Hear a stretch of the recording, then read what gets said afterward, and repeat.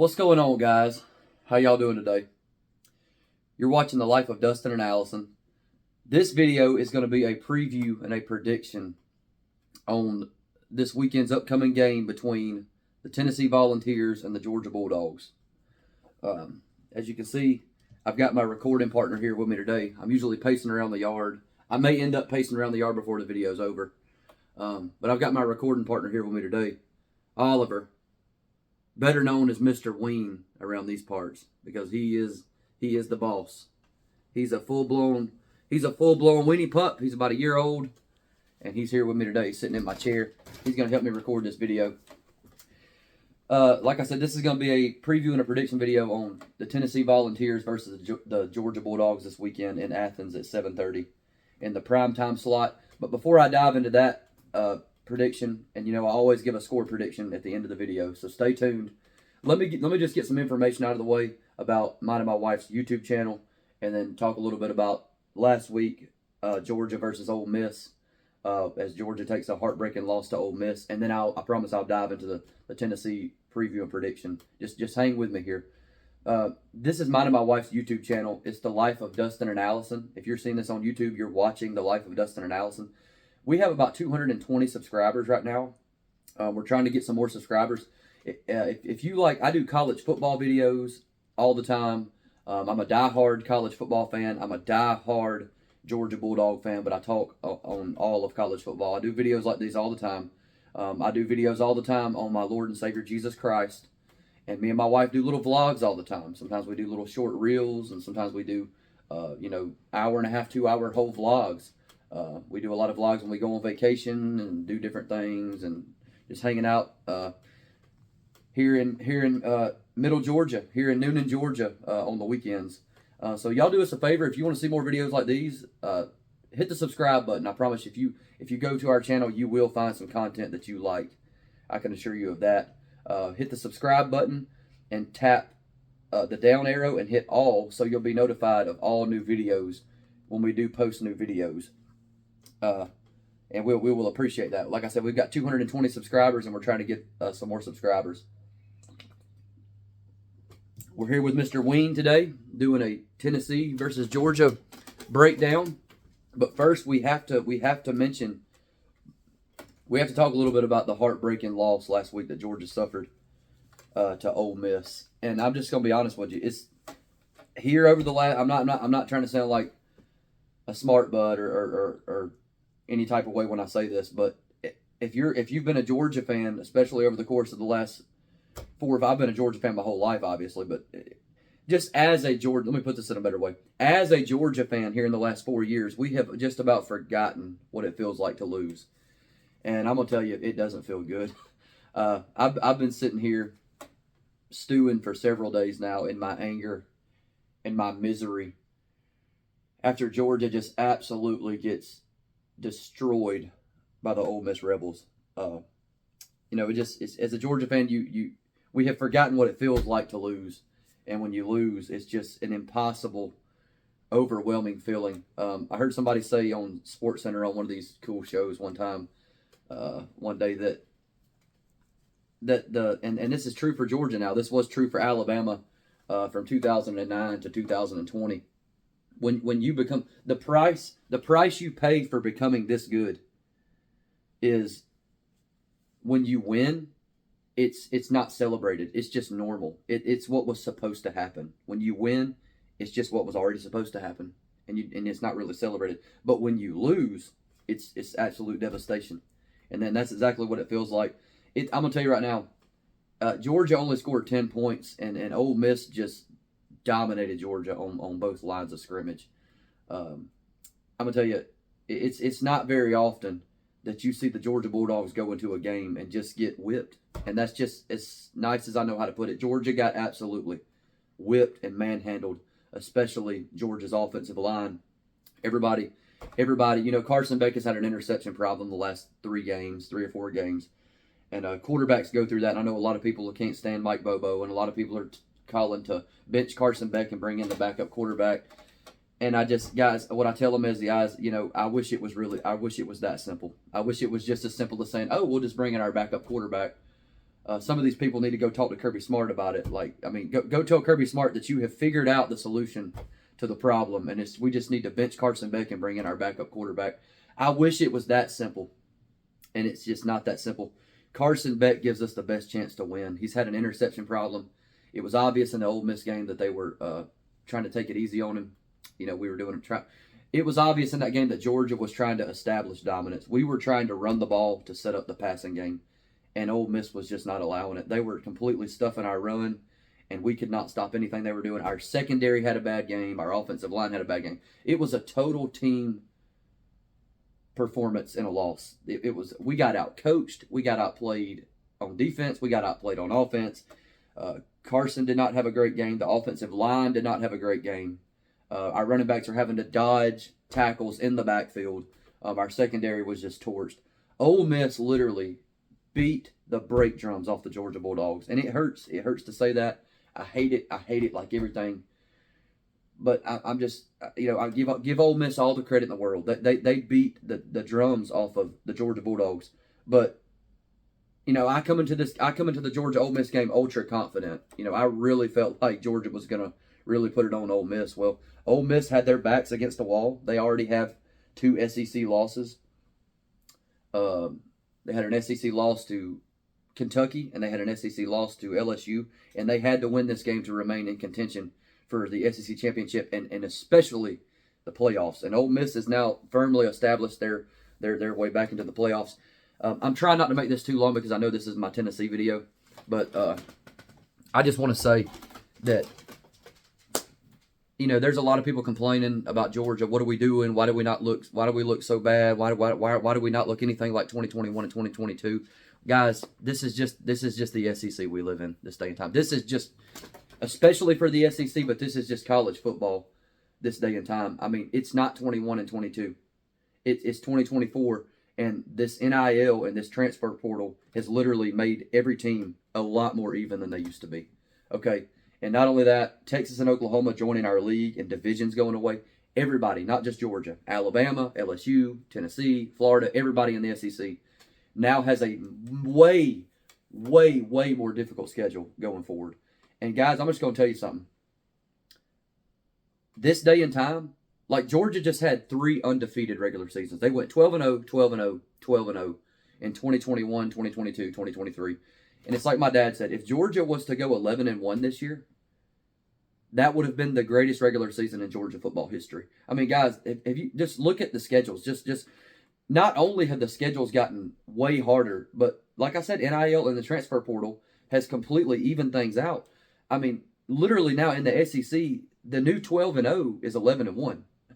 The new 11-1 is 10-2. Like if you go 10-2 or 11-1 in the SEC, you have just done incredible this day and time. I mean, just this year, Georgia's going to go on the road and play at Kentucky, on the road and play at Texas, on the road and play at Alabama, on the road and play at Ole Miss, and then they got home games against Mississippi State, Auburn, Tennessee.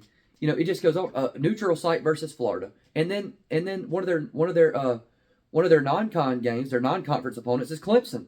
I mean, guys, after the loss Saturday, I was heartbroken. I could not even enjoy watching the Alabama LSU game that night. But when the Alabama LSU game came on, I look, Alabama's got 2 losses. LSU now has 3 losses. I mean, Texas only has 1 conference loss, but they've only played Mississippi State and Georgia and Florida. Florida and Mississippi, Florida's without they're on their 3rd string their 3rd string quarterback. And Mississippi State's terrible, and they lost to Georgia. And you look at Texas A&M, they've already got 2 losses. And Texas and Texas A&M are getting ready to play each other. You start looking around the league. Tennessee only has 1 SEC loss, but I don't want to go ahead and I don't want to say this because I'm about to get into my Georgia Tennessee video, but they're about to have 2 losses in the SEC after this upcoming weekend. It's just this day and time. But this SEC is something else, and like I said, with the way that college football is today, you're just not. And I'm going to pump up Georgia no matter what. Okay, I'm not going to call. I am. You are very, very, very rarely ever going to hear me predict my Georgia Bulldogs to lose. I'm going to pump up my team and support them. But I'm gonna and in these videos, I'm dead honest with you. Like, if you watch this video and you think, oh, this guy's just gonna say that Georgia's gonna destroy Tennessee, and he just thinks that Georgia's gonna beat everybody 55-0, go back and subscribe to my channel. Go back and watch some of my other football videos I've made this year. Go back and watch the Florida video. Go back and watch the Texas video. You know, this day and time we live in, everybody in the SEC has 2 losses at this point. It's just you're not going to go and play 4 road games in the SEC and play 4 more SEC games at home and just walk away undefeated. It's just not going to happen. And literally, the new 12-0 is 11-1 in the SEC, and it's going to be that way going forward.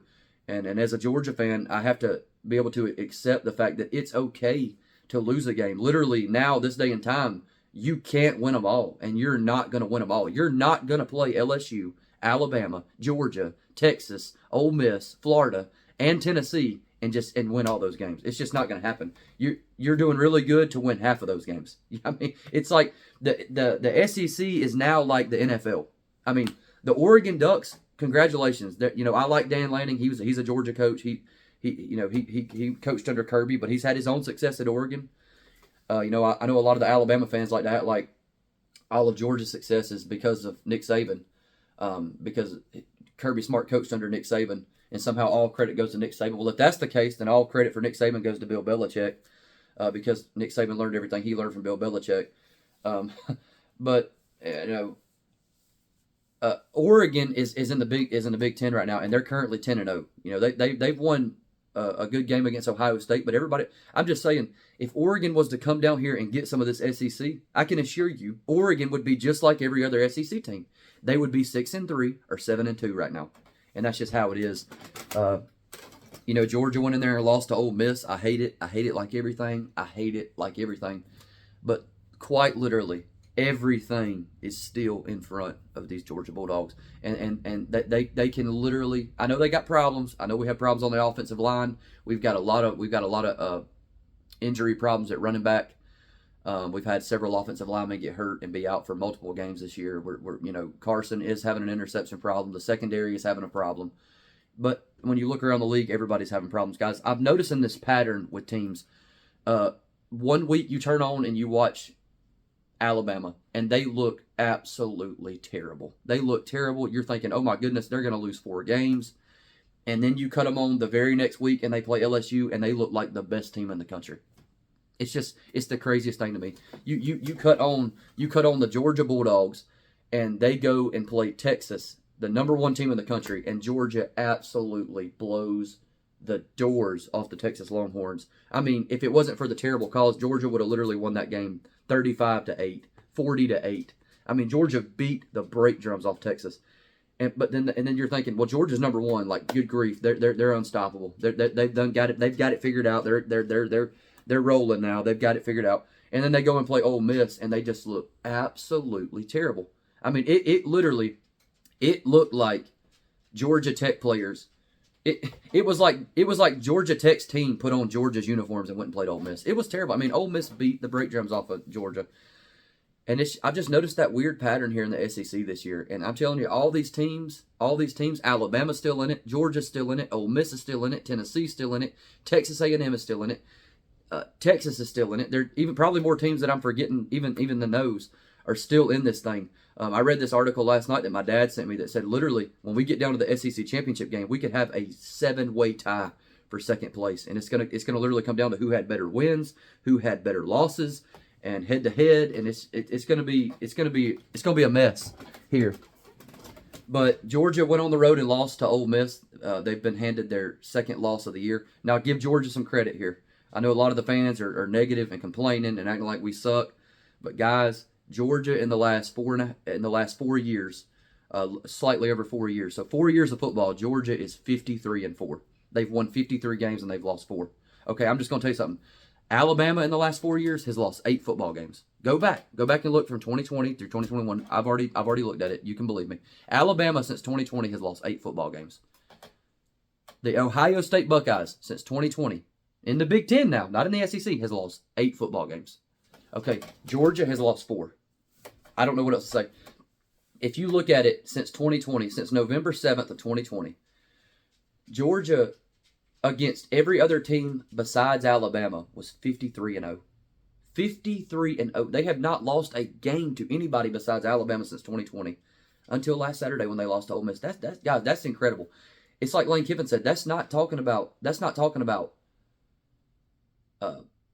just regular season. That's SEC championship games. That's playoff games. 53-0 against any team not named Alabama. You know, nobody has had the success that Georgia has had in the win-loss column that Georgia has had in the last 4 years. And it's that simple. We lost Saturday, and going forward, like I said, the new 12-0 is 11-1 in the SEC. Everybody's going to lose 2 games every year. I mean, it's impossible.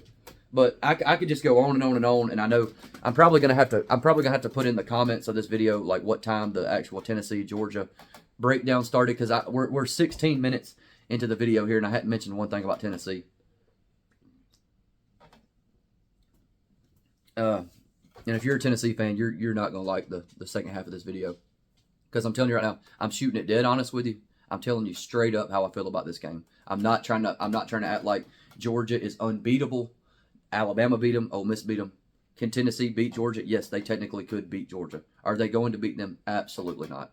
Tennessee is literally incapable of beating the Georgia Bulldogs. They are Tennessee could have their backs against the wall and Georgia be undefeated, and they still could not beat the Georgia Bulldogs. Okay, now, just like Georgia went into Ole Miss last week and Ole Miss's backs were against the wall, they had to win that game to continue. It was like a playoff game.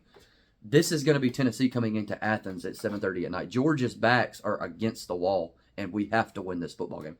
Tennessee is incapable of beating Georgia on a good day. They're not beating Georgia on a bad day. Okay, I'm telling you right now. And like I said, if you're watching this video for the first time, you're thinking this guy just talks about every game. And yes, my Ole Miss video, I did say Georgia was going to beat them soundly, beat them badly, and they didn't. They got beat soundly. But like I said, go back and watch my Texas video. Go back and watch my Florida video. I don't just come on here every video and say Georgia's going to win 63-10. I don't do it. And like I said, I give a score prediction at the end of the video. So stick with me here. I know I went on a long tangent at the beginning, but I had to get all that out of the way. But we're going to get into the Tennessee Georgia breakdown here right now. Tennessee has won some good SEC games this year. You know, they've beaten Alabama. They just beat Mississippi State last weekend. I can't go through their whole schedule in my mind and remember everybody they've beaten, but they only have one SEC loss this year. They lost to Arkansas. To kind of toot my own horn here, I posted on Facebook, and I do my little bold predictions every week, and I just said a while back, bold prediction, I think Tennessee's going to lose to Arkansas this weekend. I thought that Nico wasn't playing very well, and I'd seen that Arkansas was 2-3, and I'm just going to tell you, when you go and play a road game in the SEC against a team that ain't got nothing to lose, and they got 300-pounders on the lines of scrimmage and 6'4" wide receivers and a stable of running backs and a solid quarterback, you can lose. And so, you know, but who hasn't lost in the SEC this year? I mean, I'm not trying to knock Tennessee for losing to Arkansas,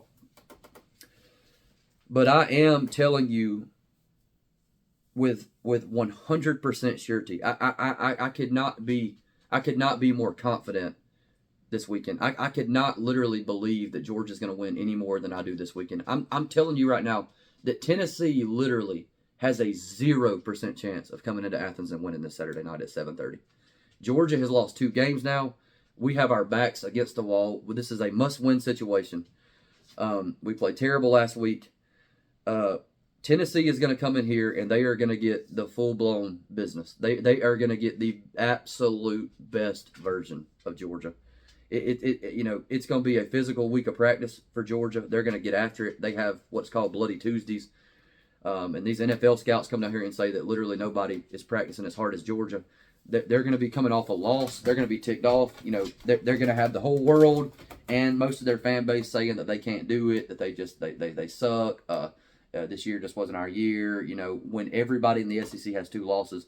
And I'm just telling you, I've watched college football for a long time. I've watched SEC football for a long time. When you have a team coming off a loss that's coming back home, and they've got the greatest coaching staff in college football. They've got the greatest depth of players in college football. They're stacking number 1 and number 2 recruiting classes back to back to back to back. It's a dangerous spot, and they have we literally have our backs against the wall. It's Georgia's really they're really gonna put it on Tennessee this weekend. It's crazy with Tennessee, and God bless their fans. I know they've been through it for their whole lives, just about. I mean, but it is just, it's crazy with Tennessee. It's they literally they had so many terrible years back to back to back. They always thought they were going to get this coach through Butch Jones and the guy's name that's slipping my mind now, the guy that's been the defensive coordinator at Alabama and Georgia several times and was the head coach at Tennessee. I can't think of his name right now, but I'm literally picturing his face. Just through those 2 or 3 really bad coaches and really bad runs, Tennessee always believed, they always stuck with they always they always had faith that they were about to be the Super Bowl champions the next year. That's how Tennessee fans are. They literally will have 3 losing seasons in a row, and all of a sudden next year, because they got some quarterback, they're literally going to win the Super Bowl. But they got this coach Josh Heupel, and he has done a lot better than some of these other coaches. But it's crazy when you look at Tennessee under Josh Heupel. They literally went from having a superb elite offense and a not so great lackluster defense to now it's like the script has completely flipped. It's like now Tennessee has a amazing defense and a bad offense. It's amazing. I literally just look. I cannot believe this. Do I have this right? Has nobody scored more than 18 points on Tennessee all year long? Is that the most points? I think I just looked through every single game, and I think the most points I've seen that anybody scored on Tennessee was 18 points. That's absolutely insane. That's really good defense.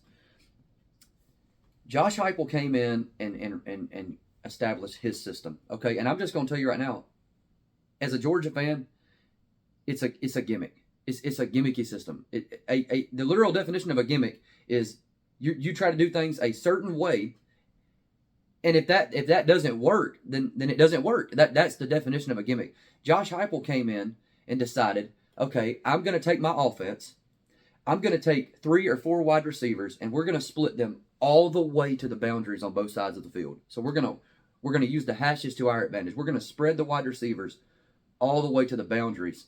Okay, that's going to spread out the defense. We're going to force the other team to have to go out there. You can't just leave those guys out there. You have to send somebody out there to cover them. Okay, we're going to force guys to have to go spread way out and cover our team. Basically, they're trying to spread out the defense. And then when we send 4 wide receivers wide, and we have to, the other team is forced to spread out their defense and play with limited guys in the box. Instead of having 4 guys on the lines of scrimmage and 2 linebackers and a safety walk down, now they have 3 or 4 guys on the lines of scrimmage, and they got both safeties having to worry about the wide receivers that are split out wide. So then when we got everybody spread out, then we're going to come up with all these exotic runs, and they can run the ball. This running back they got, this I believe is Sampson guy. This joker, I mean, he should win the Heisman Trophy. Okay, I would take this guy over Ashton Jeanty any day. I would take this guy over Ashton Jeanty any day. Sound like Madea there, but I'm just telling you, this guy's the real deal. They spread you way out, and then they run the ball. Okay, and they have success running the ball.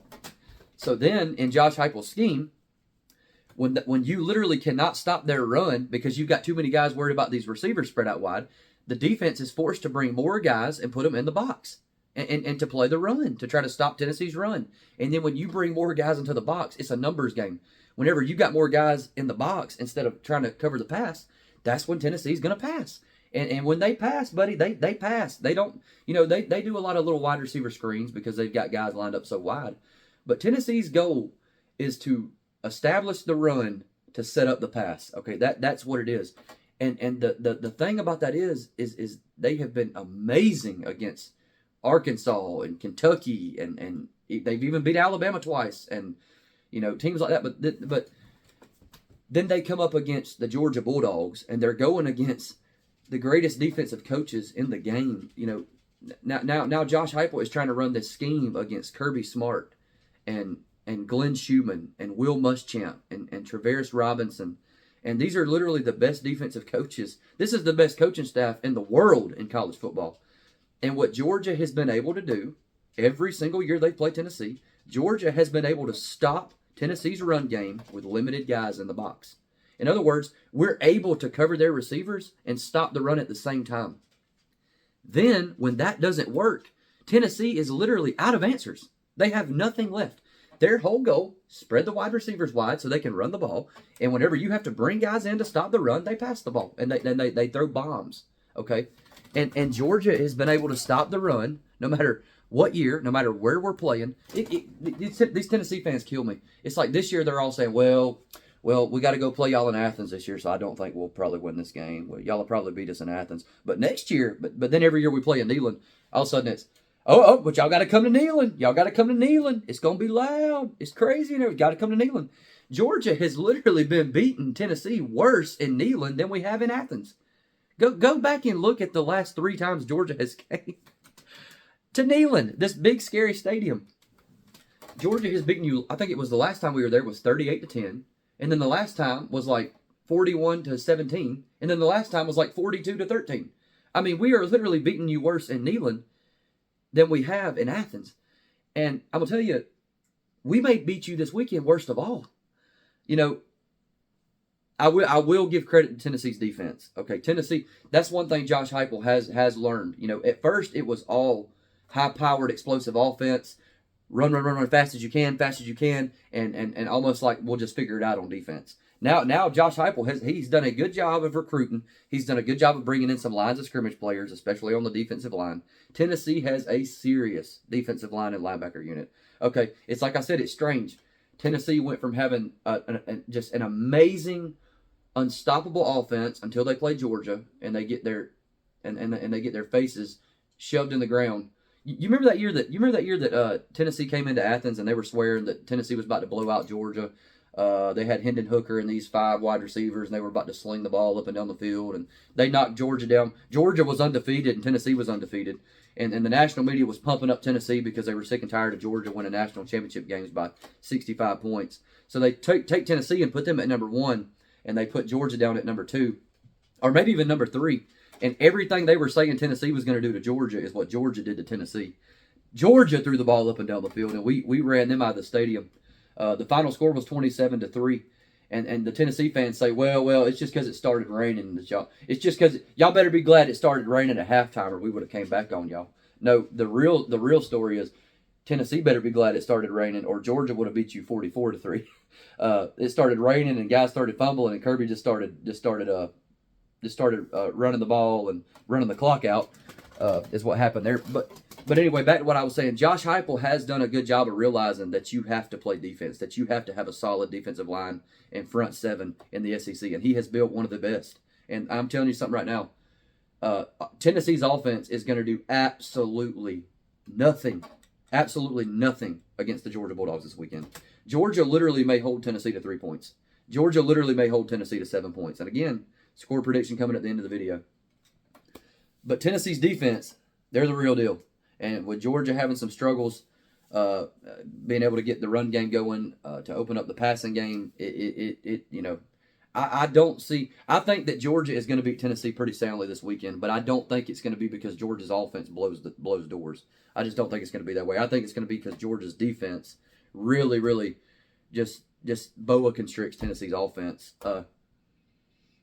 I see Georgia possibly at the absolute best. Like Georgia's best offensive performance this weekend against Tennessee's defense. 33, 34 points, maybe get into the low 30s. I just do not see Georgia getting over 35 points against this Tennessee offense. This Tennessee defense. I just don't see it.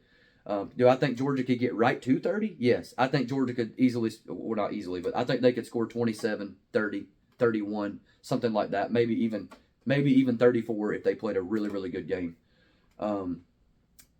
But I'm sorry, just as a Georgia fan, in my humble opinion, I think that Tennessee has done, like I said, they've done a great job building their defense, but their offense is just a gimmick. That's what it is. They run this scheme that I've explained 14 times, when it works, it's awesome. It's great. But when it don't work, there are literally no other answers. That's why Georgia doesn't lose many football games, because we're all around. We play solid offense, solid defense, solid special teams. Georgia doesn't just line our receivers way out wide and run the ball, and then when that stops working, start throwing the ball deep because guys have come in and there's nobody out to cover our receiver. Like we do everything well. We don't play football in a gimmicky way. Like we're gonna line up and play football. Like our offensive line, which is struggling this year, is gonna do their best to come out and put a hat on a hat. We're gonna block your guys. And when we're on defense, we're going to do our best to get off of blocks and strike blocks and tackle your guys. I mean, at the end of the day, football is like Kirby Smart always says, it's whoever blocks better and whoever tackles better. Football is blocking and tackling, guys. All these, football is very complex. You do have all these schemes and all these run patterns and these designs and these certain situations you're trying to put your guys in, certain positions you're trying to put them in to win the game. And there's so much thinking that goes into it. But at the end of the day, when they snap the ball, all that stuff goes away, and it's literally man on man, and it's who wants to win more, and it's who's going to block better, and it's who's going to tackle better. And this weekend, it's going to be the Georgia Bulldogs. They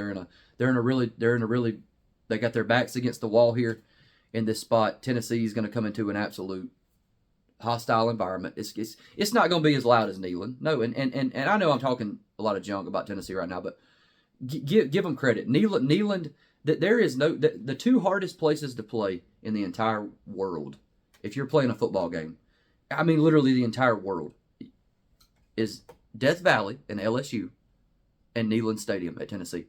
Those places are absolutely crazy. It's not going to be quite that loud in Athens, but it's going to be right up there with them. This Nico guy, I swear, literally nobody was a bigger supporter of Nico than me coming in. I got a brother-in-law and all his brothers. They're really huge diehard Tennessee fans, just as diehard Tennessee fans as I am a Georgia fan. And that we went through the years of Hendon Hooker and Joe Milton, and we get to this Nico guy, and I swear I turned on a Tennessee spring game one day, a year or two ago, and they bring this guy in the second quarter, and I mean this guy is just absolutely. It looks like he dropped. I mean, he's like 7'8", and he drops back, and it looks like he just barely flicks the ball, and the ball just shoots on an absolute laser beam right to the wide receiver. And yes, in this spring game, there was several times where he was inaccurate, and I'm thinking in my mind, this guy was just playing high school football this year. He's going to be a freshman next year, and he just flicks the ball like this. He just goes back and just looks like he just flicks his wrist like that, and the ball is just an absolute laser beam. And I'm just thinking, this guy is going to get in this Tennessee program, and Josh Heupel's a really good quarterback guru, and they're going to get him settled down and straightened out, and he's going to become accurate, and he is going to be an absolute problem. And I told my brother-in-law that. I told my dad that. I've been telling a lot of people. I've been the biggest Nico supporter. Not supporter. I've been the biggest one fearful of Nico Iamaleava, and I can say his name. I know half the Tennessee fan base can't say his name, isn't it? Nico Iamaleava. Uncle Lou likes to call him Nico, I'm about to leave you, because he said he was going to enter the transfer portal, but that hasn't happened yet. And Mr. Ween just came back up here. He's ready to go outside, and we're almost done, I promise. But anyway, so coming into this year, this was like his second year, I believe.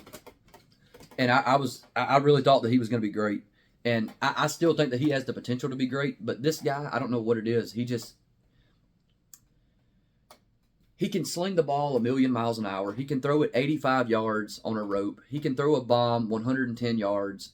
He can do all that. But he's very inaccurate. It seems like every time I cut on a Tennessee game this year, every time when they were playing Alabama, it seemed like there was like 12 times where there was a Tennessee wide receiver running 10 yards wide open. There was not an Alabama player in the same zip code as this guy. And Nico just drops back and absolutely slings it. And the ball just stays in the air for 3 hours. And then the ball just lands 10 yards in front of the wide receiver. And I'm just like, it was driving me nuts. I could not understand why this guy could not hit. And it seemed like it happened over and over and over and over. And I know he's hit a couple shots here of lately, and Tennessee fans will tell you, oh, he's hitting these shots. Well, you know, when 7 out of 117 ain't so good, man. Like when you drop back and you sling it 75 yards 14 times a game and you only hit one of them, it's not all that explosive. I don't know what the deal is. I don't know if it's just like jitters. I don't know if this guy's. I don't know. I don't know if he just needs another year to calm down. When guys are that wide open, you gotta. And look, Carson Beck's the first guy to overthrow a wide receiver. I know, but when a guy's that wide open, you just gotta like lay it up and let him run under it. You know, I don't understand. I do know it's like I want to say that it's when he's under pressure, but I've seen him do it when he's not even under pressure. And I don't know how that's going to work out this weekend. If he's overthrowing guys not under pressure, he's going to be running for his absolute life this weekend. And I don't know what Tennessee's going to be able to do offensively. I really don't. I know that running back they got's really good. I know he's going to have a couple good runs. But as far as a 4-quarter football game, this Georgia defense is about to absolutely come to life in this spot they're in and coming playing against a Tennessee team that has had trouble scoring points this year. You know, I guess I don't know if I've made every point I want to make. I guess I'm going to get on my last point here, and this was the main point I wanted to make in the video. It's the same song and dance.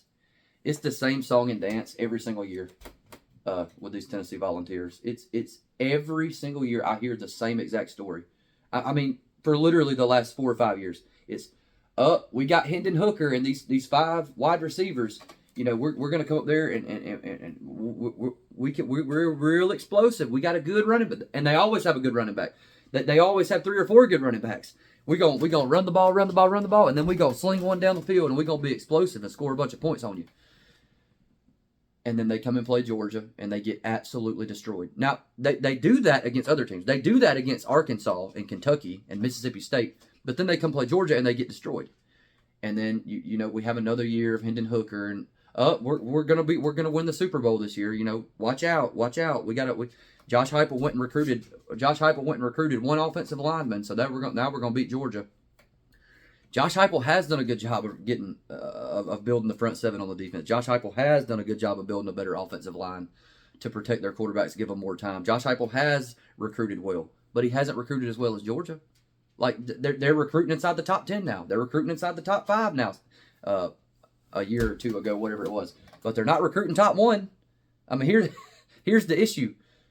You're recruiting a lot better. You're just not recruiting as well as Georgia. Like, Georgia already has better players, better depth than you. And you're recruiting better.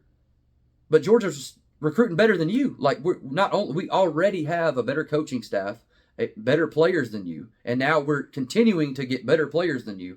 But because you got one defensive tackle and one outside linebacker and one good edge player, all of a sudden you about to beat Georgia. Like, come on, man. It takes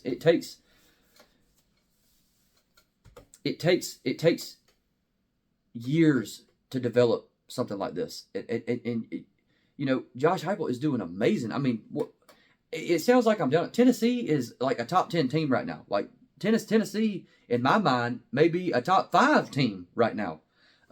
Depending on what they do going forward.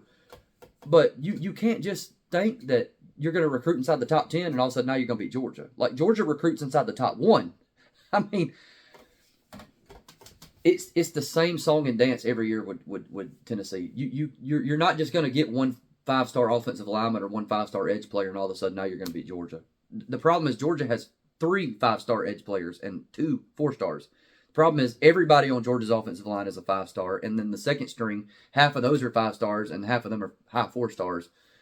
And like I said, NIL and transfer portal has really evened it out more, but still, Georgia has the superior, the far and above talent advantage to Tennessee. And I keep going to say this point. They had Hendon Hooker that year and those wide receivers, and they're going to come in and beat Georgia, and Georgia just destroys them 27-3. Tennessee literally cannot do anything. And then all of a sudden, they got this Joe Milton guy. He can sit crisscross applesauce and throw an orange from here to the state of Texas. And that's good and all, but he can't hit he can't hit the Atlantic Ocean from a rowboat. Like, it doesn't matter if you can throw a football 100 yards if you can't hit a wide receiver that's wide open. All this stuff about Joe Milton throwing oranges and juggling watermelons, it just doesn't matter when you play Georgia if you can't hit the receiver. It doesn't matter when he's on his back, because Georgia's 5-star edge player just come out there and sacked him. And now it's the same song and dance again this year. Oh, now we got Nico, and now we're gonna come in and beat Georgia. And granted, I know a lot of Tennessee fans this year have almost said everything, but yet Georgia's going to beat us. They say Georgia's probably going to beat us. I don't know if they've gotten used to coming in and playing Georgia and saying every year that they're going to come in with Hendon Hooker and Joe Milton and Nico, I'm about to leave you, and beat Georgia, and it just never happens. But they have kind of quietened down a little bit this year. They do know that we're playing in Athens. They do know the spot it's in. But it's just a gimmicky offense and a really good defense. And I think Georgia's going to find ways to run the ball this week. I think we're going to get back to some play action stuff this week. And, I don't know if I've made every point I want to make in this video. I'm sure there's several things. I'm going to go back and watch this video and say, I meant to say that about this, and I meant to say this about that. Congratulations to Tennessee. I think they're 7-1 this year in the SEC. They're only lost to Arkansas. I mean, if they could have just found a way to win that game, Tennessee could be the number 1 team in the country right now. But like I said, it's hard to win week in and week out in the SEC. And I'm just telling you right now, they're gonna come in this weekend, and they're gonna get beat down. They're gonna get beat down.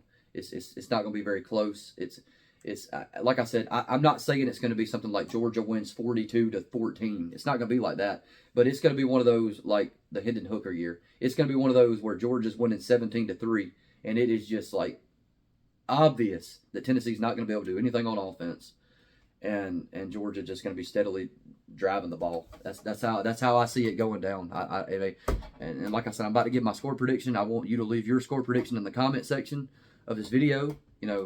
I like interaction. I'm not going to get in there and fight with you, but if you think Tennessee's going to win, leave your score prediction. If you think Georgia's going to win by 30, leave your score prediction. If you think it's going to be close, leave your score prediction. Give your little analysis in the comment section. I enjoy it. I love doing these videos. I'll be posting this on Facebook and YouTube. I'm kind of stalling here because I feel like there's another point I wanted to make. I can't really think of it, so I guess I'll just end it here. I think that Tennessee is going to come in this weekend and get drugged. I think that Georgia is going to win, and the final score is going to be Georgia 30, Tennessee 10. Y'all have a good day.